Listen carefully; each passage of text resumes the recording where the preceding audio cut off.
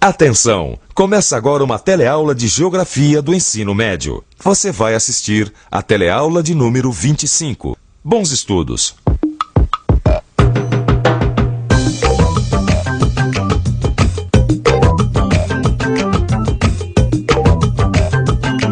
Você viu na teleaula passada de Geografia que o processo de urbanização brasileiro foi veloz e intenso, se dando em apenas algumas décadas, enquanto em outros países aconteceu de modo mais gradual.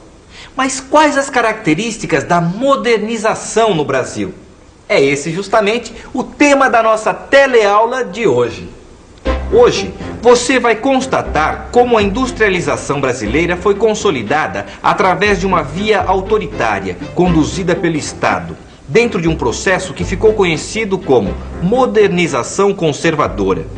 Vai ver como esse processo marcou profundamente a organização espacial do território nacional, hierarquizando-o a partir de uma cidade mundial, em domínio e fronteiras. Muita atenção que a sua teleaula de hoje está apenas começando.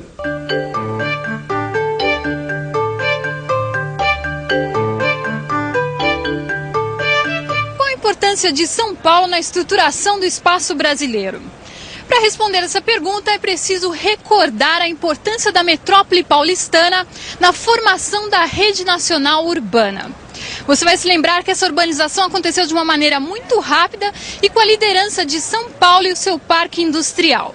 Mas qual a importância dessa cidade brasileira na rede mundial de cidades? Vamos dar uma olhada no que a professora Maria Adélia de Souza tem para dizer. No Brasil, a metropolização expressa a rapidez com que se urbaniza o espaço nacional. É paradoxal verificar como uma economia subdesenvolvida assume e suporta esse papel que, inegavelmente, lhe é atribuído pela divisão internacional do trabalho em termos da própria realização do capital internacional, sendo a metrópole, no entanto, essencialmente o lugar da pobreza. Essa posição sui generis de São Paulo, no contexto da evolução da população urbana das grandes metrópoles mundiais, já pode ser considerada como um elemento de identidade.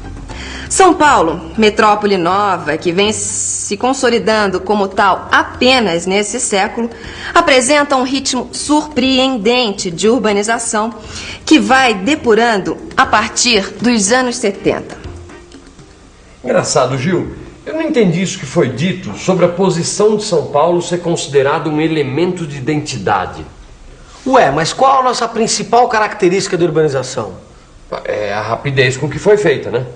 É, mas tem mais coisa aí também, viu, Vicente? Afinal, como disse a professora, toda urbanização e metropolização rápida se dá numa economia subdesenvolvida. E é a própria economia mundial que exige isso para que o Brasil possa se integrar a essa economia. Por isso que se diz que São Paulo cumpre esse papel, atribuído pela Divisão Internacional do Trabalho, visando a realização do capital internacional. Ah, tá. Aí é que surgem as características desse nosso tipo de urbanização, né? Muita pobreza, muita riqueza, ou como já foi dito, o lugar da riqueza também é o lugar da pobreza, né? Você sabe que eu estava lendo também, Vicente, que uma outra característica da nossa modernização é que ela foi conservadora. É engraçado isso, né? Modernização conservadora. Será que isso é possível? É sim. O que aconteceu foi que no Brasil, toda essa modernização, essa urbanização acelerada, se deu dentro de uma ordem social, hierarquicamente organizada.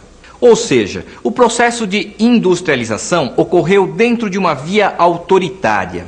Este modo como se desenvolveu o nosso progresso foi essencial para produzir fronteiras, garantir domínios e consolidar uma cidade mundial, articulada com a economia do mundo. Mas você sabe o que são domínios e fronteiras? Entende bem o conceito de cidade mundial? Seria bom você ficar um pouco mais por dentro desses assuntos.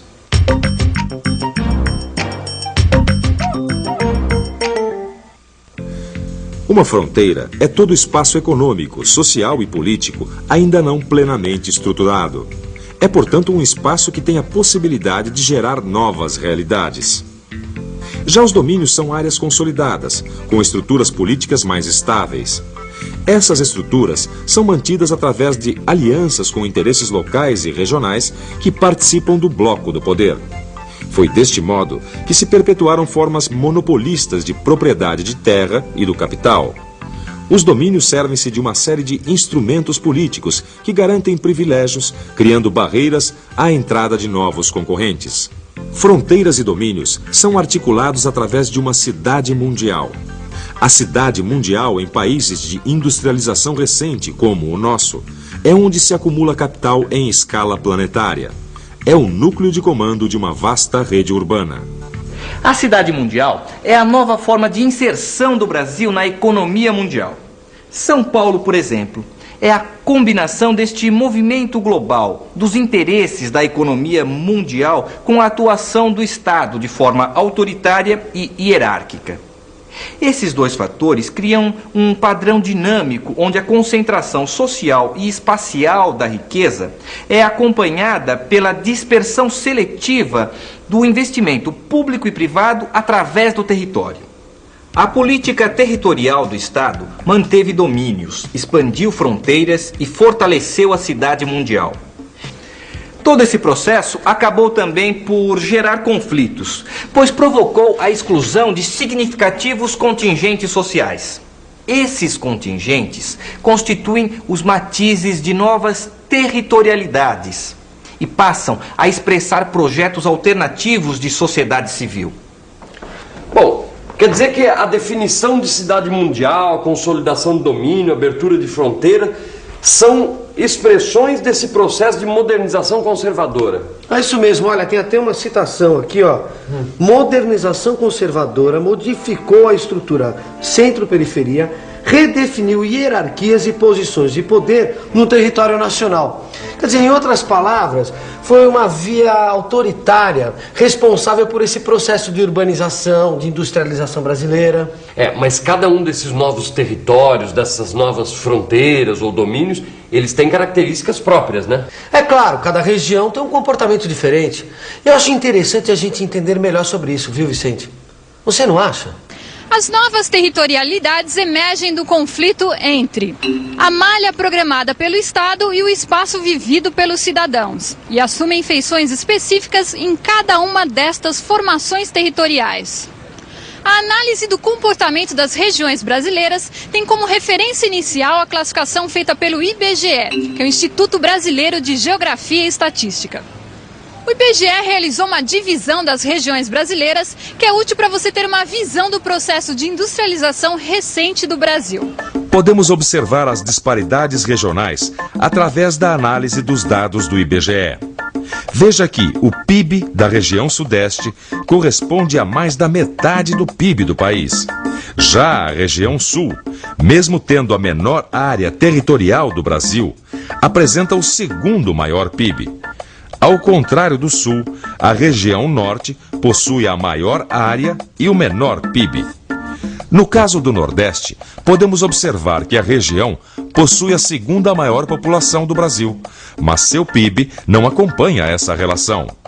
O Centro-Oeste tem a menor população do Brasil, apesar de possuir a segunda maior área do país. Bom, Vicente, a integração dessa região na nossa história é muito recente. Na verdade, eu acho que ela começou com a inauguração de Brasília, né? Isso mesmo. O processo de integração da região Centro-Oeste teve início com a inauguração de Brasília em 1960. A partir daí, implantou-se toda a rede de infraestrutura viária que facilitaria a expansão da soja. A cultura de soja teve uma grande importância na região. Foi ela que integrou definitivamente o Centro-Oeste e toda a região dos Cerrados ao mercado doméstico na década de 80.